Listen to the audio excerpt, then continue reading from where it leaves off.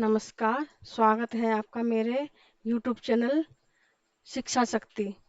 मैं net qualified Renu आप आपको एजुकेशन सब्जेक्ट की कोचिंग दे रही है। आज आज मैं आपको भारतीय स्कूल दर्शन के सांख्य दर्शन के बारे में थोड़ा सा बताऊंगी।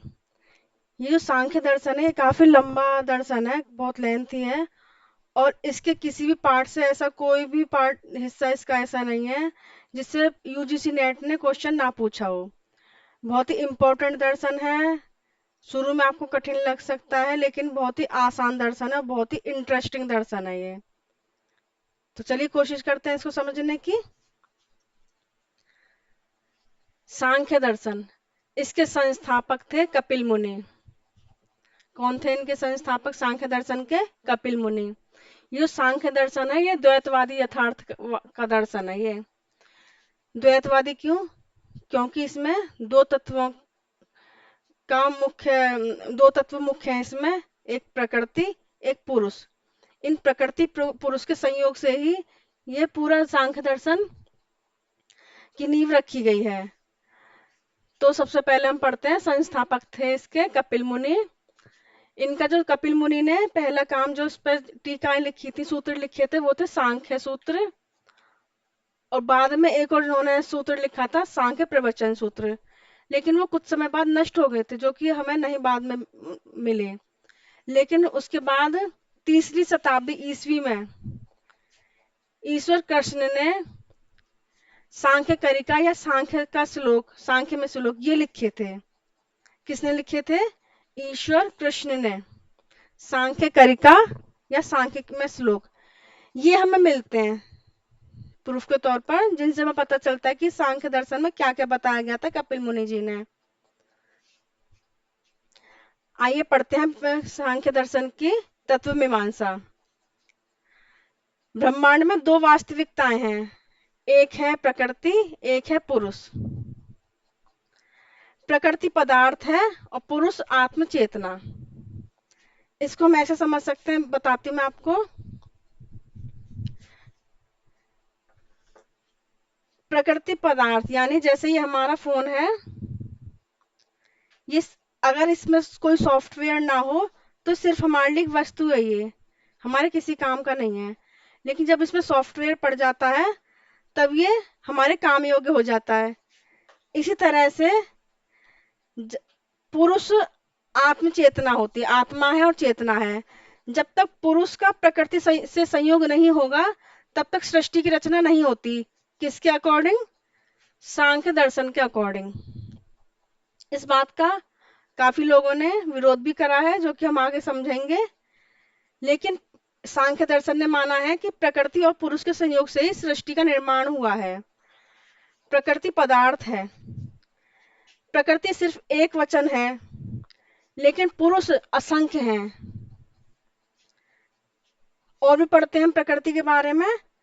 ये दोनों प्रकृति और पुरुष दोनों शाश्वत हैं और एक दूसरे से स्वतंत्र भी हैं।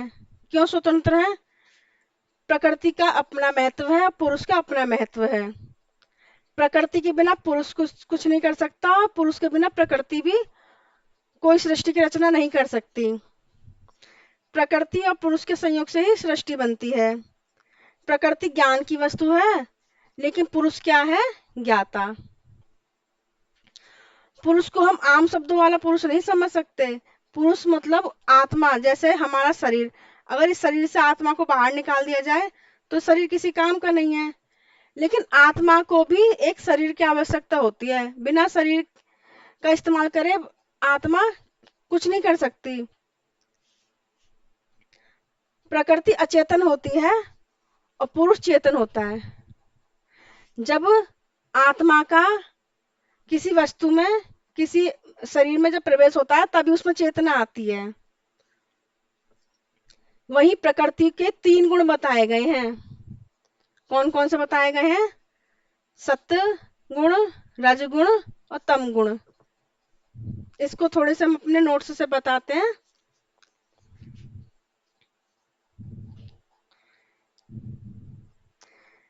प्रकृति शाश्वत और चक्रीय होती है।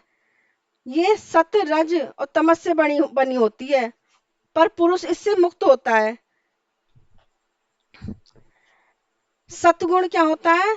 सत्वगुण ये सत्य से लिया गया है, जो प्रकाश, अच्छाई और बुद्धि का प्रतिनिधित्व करता है, जो वास्तविक है, ये विद्वान है। रजस परिवर्तन, ऊर्जा और जुनून के सिद्धांत का प्रतिनिधित्व करता है।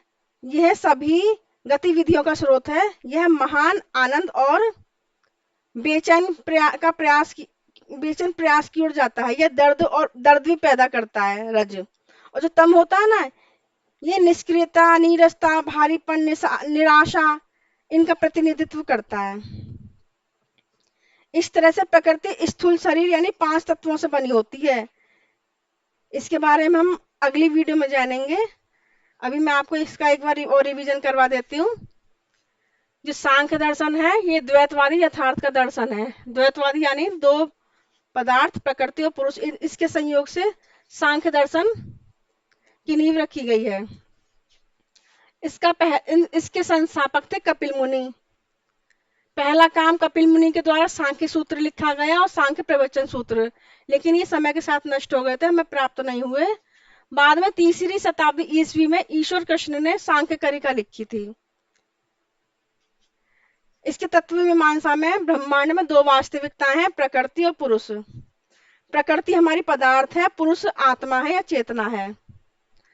प्रकृति एक वचन है, वहीं इसके विपरीत पुरुष असंख्य है। दोनों ही शाश्वत हैं और दोनों ही एक दूसरे से भिन्न हैं, स्वतंत्र है, अपने अपना स्वतंत्र अस्तित्व रखते हैं। प्रकृति पुरुष के संयोग से ही सृष्टि का निर्माण होता है। प्रकृति ज्ञान की वस्तु है, जबकि पुरुष क्या है? ज्ञाता। प्रकृति अचेतन है और पुरुष क्या है? चेतन। उम्मीद करती हूँ आपको मेरे नोट्स और मेरी पढ़ाई समझ में आ रही होगी। कल फिर मिलूंगी आपसे सांख्य दर्शन को और ज्यादा विस्तार में समझाते हुए। धन्यवाद।